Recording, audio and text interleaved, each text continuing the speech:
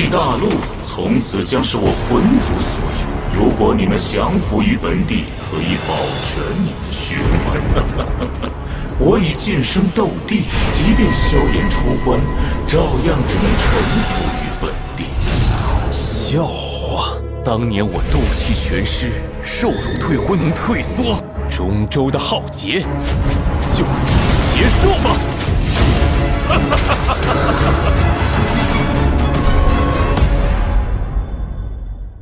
Halo guys, welcome back to my channel. Jangan lupa untuk subscribe, like, and comment.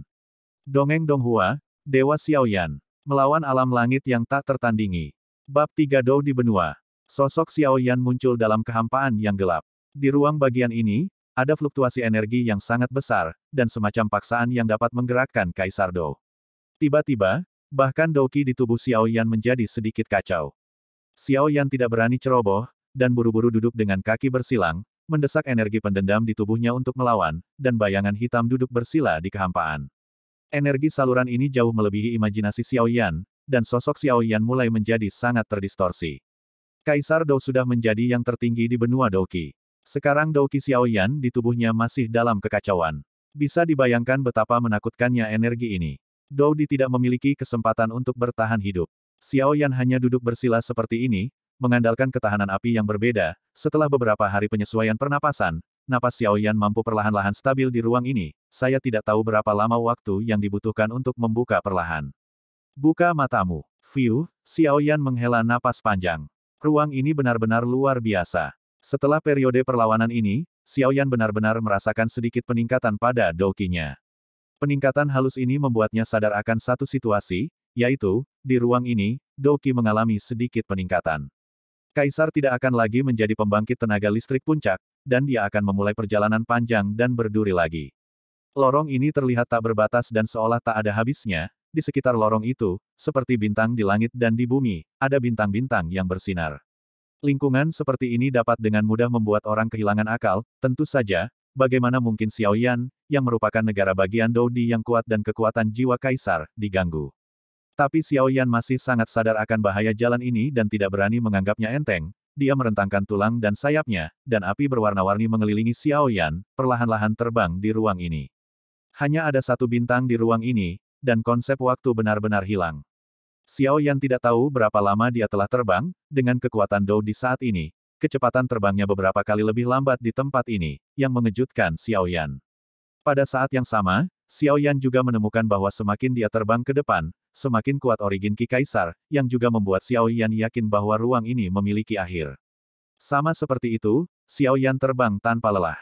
Di ruang tak berujung, tidak ada suara sama sekali, hanya siulan sayapnya sendiri yang bisa terdengar setiap saat. Satu kata, sepi, hening seram, benar-benar membuat orang merasa seperti mau ambruk. Namun, Xiaoyan, yang sudah lama terbang, sudah terbiasa dengan keheningan seperti ini. Saya tidak tahu berapa lama penerbangan ini berlangsung. Tiba-tiba, Xiaoyan tiba-tiba membuka matanya. Sosok itu buru-buru membalas, dan memarahi, sial. Apa ini? Begitu dia selesai mengutuk, Xiaoyan dengan jelas mendengar angin besar bertiup ke wajahnya. Ruang yang sunyi tiba-tiba menjadi ganas, dan makhluk dengan ukuran tubuh 100 meter datang bersiul. Makhluk semacam ini yang belum pernah dilihat Xiaoyan sebelumnya, dan ukurannya yang besar sangat mengerikan. Yang paling menakutkan Xiaoyan adalah makhluk tak dikenal ini memiliki aura Gundam Dou Di yang bahkan lebih kejam dari dirinya sendiri. Ini adalah sesuatu yang tidak bisa dibayangkan Xiaoyan sama sekali. Seluruh benua akan dihancurkan olehnya. Meskipun Xiaoyan merasakan tekanan di atas napasnya, Xiaoyan tidak memiliki rasa takut. Setelah menstabilkan tubuhnya, membaca www, Kansu. Kilatan kemarahan melintas di antara alis Kom. Dou Di baru, Jie, lauk pauknya tidak buruk. Suara kasar dari makhluk tak dikenal itu bergema di ruang yang sunyi ini. Siapa yang makanan pembukanya tidak yakin. Xiaoyan mendengus dingin, dia tidak tahu monster macam apa ini di depannya. Semua sel pertempuran di tubuhnya sepertinya terbangun. Xiaoyan di langit memandang raksasa tanpa rasa takut, sidik jarinya berubah, dan tiba-tiba, api aneh di sekitarnya mengubah sekitarnya menjadi lautan api yang bergulir, dan kemudian bergegas ke tubuh Xiaoyan dengan kecepatan yang sangat cepat. Dan setelah nyala api merah mengalir ke tubuh Xiaoyan juga berkembang pesat di bawah gelombang api yang tak terhitung jumlahnya, dan selama ekspansi, nyala api yang cemerlang dengan cepat menyapu tubuh Xiao Yan, meraung keluar dari pori-porinya dan berubah menjadi naga api, berputar-putar di sekitarnya. Benar saja, aku memiliki beberapa keterampilan. Layak menjadi satu-satunya Kaisar Dou yang akan muncul kembali setelah 1000 tahun, tapi masih sedikit untuk bertarung melawan Kaisar ini. Melihat Xiao Yan dengan api indah terbang di sekujur tubuhnya, kejutan melintas di mata makhluk besar itu. Saya ingin melihat seberapa banyak kemampuan yang Anda miliki di bawah penampilan cantik Anda. Cibiran itu jatuh, tubuh besar makhluk itu tiba-tiba bergerak, membawa bintang-bintang di sekitarnya, dan ekor besar itu mendengus langsung ke Xiao Yan, dan sepanjang waktu tiba-tiba ruangnya sedikit berfluktuasi, dan kejutan semacam ini sangat menakutkan, dan saya khawatir Kaisar Surga Jiwa jauh di belakang. Melihat makhluk itu menyerang secara langsung, Xiao Yan hanya mendengus dingin, tetapi tidak menghindar, tetapi juga melemparkan pukulan. Pada saat ini, Xiao Yan telah berubah menjadi tubuh Doudi, dan tubuhnya juga sangat besar, naga api flamboyan yang mengelilingi tubuhnya dihancurkan oleh angin tinjunya. Bam! Melawan alam langit yang tak tertandingi. Bab 4 Doudi Benua. Dua kekuatan menakutkan bertabrakan bersama, dan embusan angin yang menakutkan benar-benar menyebabkan beberapa riak di ruang sekitarnya, dan ekspresi terkejut muncul di mata makhluk itu lagi. Dia tidak menyangka bahwa Kaisar Dou yang baru saja datang ke ruang ini, dapat menerima salah satu serangannya tanpa melukai sedikit pun. Kilatan kemarahan melintas di mata makhluk itu, siap menyerang lagi. Tiba-tiba, sebuah suara terdengar di belakang pria dan binatang itu. Tidak ada pertempuran di kota air mata, tolong pergi dengan cepat. Suara dingin tiba-tiba terdengar di ruang ini, dan kemudian seperti riak di air, beriak di ruang ini. Nak, kamu beruntung, lain kali kamu membiarkan aku bertemu denganmu, aku khawatir kamu tidak akan seberuntung itu. Makhluk itu melirik Xiao Yan dengan enggan, mendengus dan berkata, segera, cahaya bergetar dan menghilang di kedalam ruang ini. Tubuh Xiao Yan sepanjang 10.000 kaki juga perlahan-lahan berubah kembali, dan ketika dia berbalik untuk melihat ke belakang, seorang pria berbaju zirah berdiri di belakangnya. Terima kasih, senior. Xiao Yan menangkupkan tangannya dan berterima kasih padanya. Jika orang ini tidak datang, dia akan mengalami pertempuran berdarah lagi hari ini. Xiao Yan tahu dari pukulan tadi bahwa makhluk itu tidak menggunakan semua kekuatannya.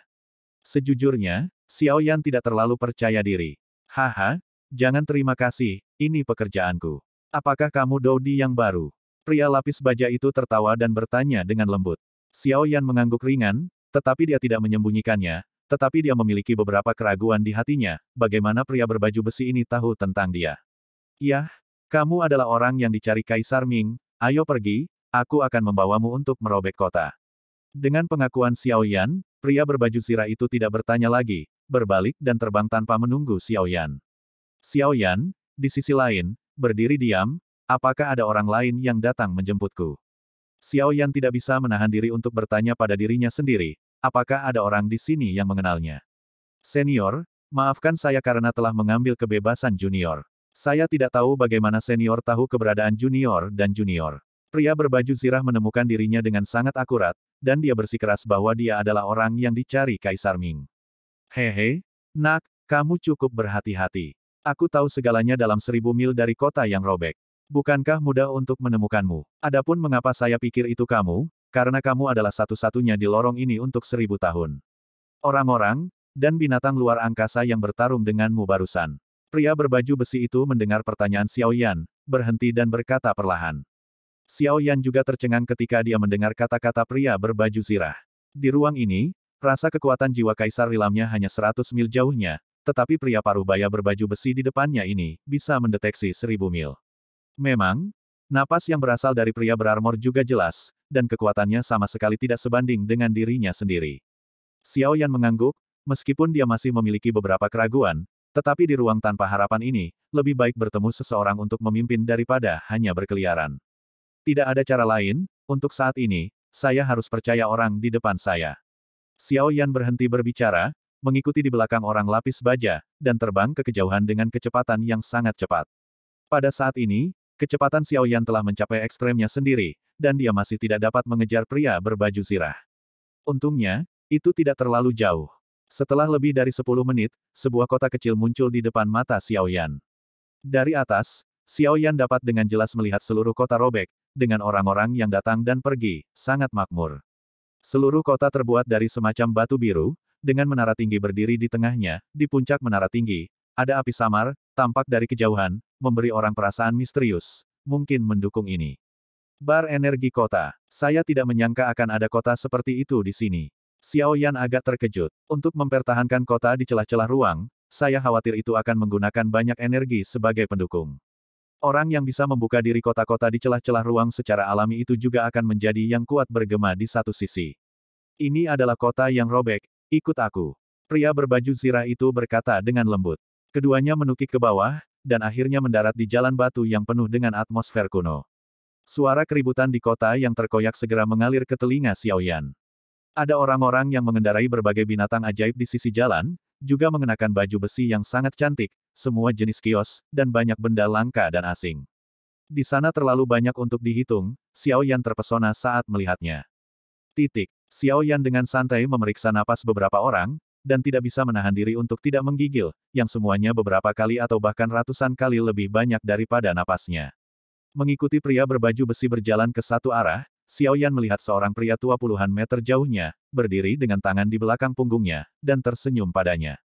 Xiao Yan sedikit terkejut, dia awalnya berpikir bahwa orang yang datang menjemputnya adalah seseorang dari klan Xiao di ruang ini, tetapi garis keturunannya tidak memiliki koneksi sedikit pun, dan dia tiba-tiba menjadi sedikit waspada. Xiao Yan selalu waspada terhadap orang asing. Xiao Yan mengikuti pria berbaju besi itu perlahan menuju pria tua itu. Setelah mendekat, pria tua itu memandang pria berbaju besi itu dan menangkupkan tangannya, berkata, "Terima kasih Huo Tao karena telah menjaga bantuanmu. Sekarang pria itu telah tiba, aku akan membawanya kembali ke lembah Lolo." Mendengarkan kata-kata lelaki tua itu, Xiao Yan tahu bahwa lelaki berbaju zirah itu bernama Huo Tao, yang tampaknya adalah penjaga kota yang robek, tetapi dia tidak terkejut. Huo Tao tersenyum dan berkata bahwa dia pergi tanpa harus pergi. Setelah sosok Huo Tao menghilang, lelaki tua itu memandang Xiao Yan dan berteriak, "Nak, ikut aku." Xiao Yan mendengarkan teriakan lelaki tua itu dan melihat wajah aneh ini dengan beberapa perubahan di depannya. Dia tidak bisa menahan diri untuk sedikit terkejut. Dia merasa sedikit tidak bisa dijelaskan. Apa hubungan orang ini dengannya? Siapa kamu? Bagaimana kamu tahu aku akan datang? Aku tidak mengenalmu, mengapa kamu menungguku di sini? Mengapa aku harus pergi bersamamu? Banyak keraguan dan pertanyaan diajukan pada lelaki tua itu. Nak, kamu harus menjadi apa yang dikatakan Pak Tua Xiao, satu-satunya Kaisar Dou di benua Douqi selama ribuan tahun. Bersambung. Terima kasih sudah menonton dongeng Donghua Battle Through the Heaven ini. Jangan lupa untuk subscribe dan like. Terima kasih, sampai jumpa di video berikutnya.